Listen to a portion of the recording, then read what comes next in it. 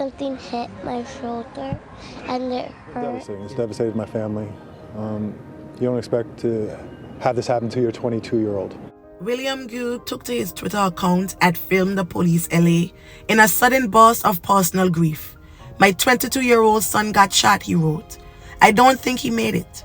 The father later confirmed the worst after getting a call from his son's sobbing mother and connecting with a hospital social worker. His son, Marcelis Gude, was gone.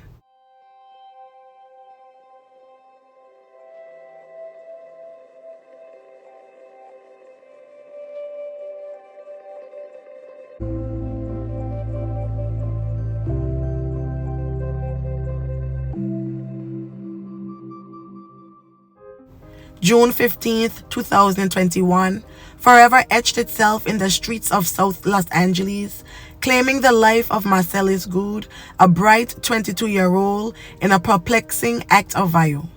The scene unfolded at the juncture of East 102nd and San Pedro Streets around 8:20 p.m., where the man stood on the sidewalk only to be met with a barrage of discharges from approaching assailants.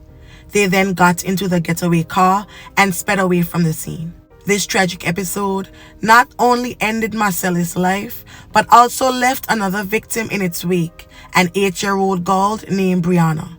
She was innocently riding her bicycle nearby when she was struck in the arm, but thankfully she survived after receiving treatment at a local hospital. 8-year-old Brianna clutched her teddy bear hours after she was the innocent victim of a drive-by shooting. Something hit my shoulder and it hurt. My sister sat me down and she was putting pressure on the bullet. And my cousin was carrying me because I didn't want to go.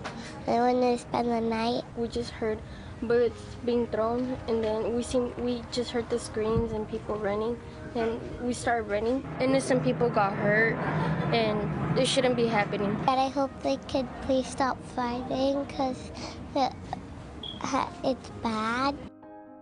According to his father, Marcelis was not known to be involved in gangs, nor was he a violent individual. William, who had been actively documenting crime scenes and police work, had walked the streets of LA advocating for justice for young black men like his son. The sudden turn of events shook the man, who found himself in a position he never expected, mourning his own son while relying on the LAPD to find who ended his life. Brianna and her family were also traumatized. She was visiting relatives in the area and was about to get ready to return home before she was struck by the stray discharge. She clung to her teddy bear, her innocence shattered by the violence that erupted around her. Based on information provided by Marcelis' friends, his father speculated that his son had been talking to a young woman and was mistaken for someone else by local gang members who, quote, controlled the area. Authorities apparently shared the notion that he had likely been in the wrong place at the wrong time. The exact intention behind the discharge incident remains unclear. In his last text to his son, William had asked Marcelis if he wanted to do some video editing work for him because the father knew his son was creative. The 22-year-old's friends were in shock, unable to comprehend the loss of their dear friend who had a gentle and pure spirit. Marcelis was a loving, caring, and full of life young man. He had lived in Maryland with his mother before moving to Southern California to live with his father and attend high school. He graduated from Long Beach Polytechnic High School, and at the time of his passing, he was engaged in odd jobs, reselling shoes on Instagram and doing work for family friends. It's been devastating. It's devastated my family.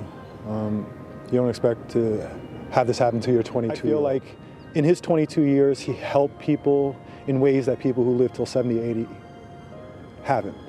So I take some solace in that. With that having been said, I miss my boy. I believe in accountability all the way around. For the people who did this to my son, and for the police officers who are out in the street. Because you know what? I believe that there are good cops out there who are unhappy with the misconduct. That with this tragedy, at least they can pick up a little bit of his personality, a little of that kindness, and spread it throughout the world. As the investigation progressed, the LAPD reached out to William, expressing condolences for his loss. Gude also voiced frustrations with the pace of the investigations, feeling that some commitments made by the detectives were not being fulfilled.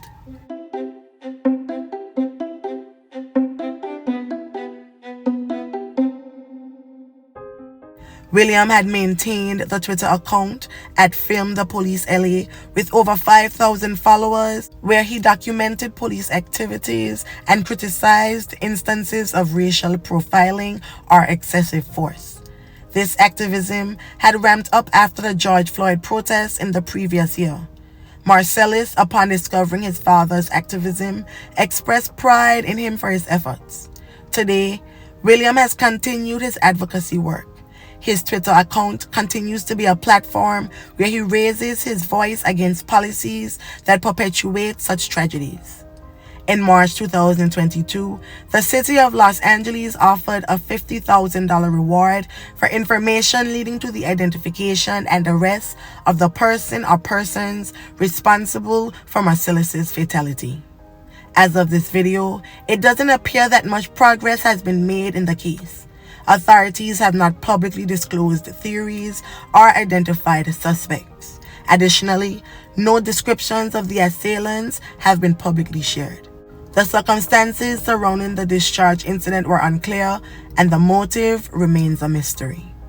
Anyone with information is asked to contact LAPD South Bureau Homie investigators at 323-786-5111. During non-business hours or on weekends, you can call 877-527-3247. The LAPD can be reached at 323-786-5100. Anonymous tips can be provided to Crime Stoppers at 800-222-8477 or submitted online at www.lacrimestoppers.org. May the family and friends of Marcelis Gude find solace in the happy memories, and may his soul rest in perpetual peace. Thank you.